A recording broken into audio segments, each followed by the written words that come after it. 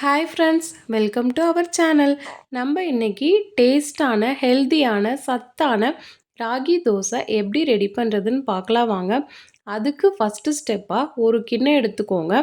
அதில் ஒரு டம்ளர் உளுந்து ஆட் பண்ணிவிட்டு கொஞ்சமாக வெந்தயம் ஆட் பண்ணிக்கோங்க. ரெண்டையும் 2-3 டைம் நல்லா வாஷ் பண்ணிவிட்டு 3 ஹவர்ஸ் நல்லா ஊற விட்டு எடுத்துக்கலாம். நான் மிக்ஸி ஜாரில் தான் அரைச்சிருக்கேன். நீங்கள் கிரைண்டரில் கூட ஆட்டிக்கலாம்.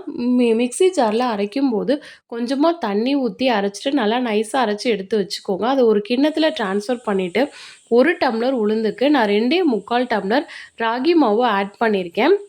அதோட கூட கொஞ்சமாக உப்பு ஆட் பண்ணிவிட்டு நல்லா கெட்டி இல்லாமல் மிக்ஸ் பண்ணிக்கோங்க. கொஞ்சமாக தண்ணி தெளித்து கெட்டி இல்லாமல் பிசைஞ்சு வச்சுக்கலாம். அதுக்கப்புறம் பார்த்தீங்கன்னா 8 மணி நேரம் புளிக்க விடணும். புளிச்சதுக்கப்புறம் நம்ம அடுப்பில் தோசை தவா வச்சுட்டு தோசை ஊற்றி எடுத்துக்கலாம். 2 சைடும் நல்லா ப்ரௌன் ஆகணும். ப்ரௌன் ஆனதுக்கப்புறம் திருப்பி போட்டு எடுத்தீங்க அப்படின்னா டேஸ்டியான, ஹெல்த்தியான ராகி தோசை ரெடி ஆயிரும்.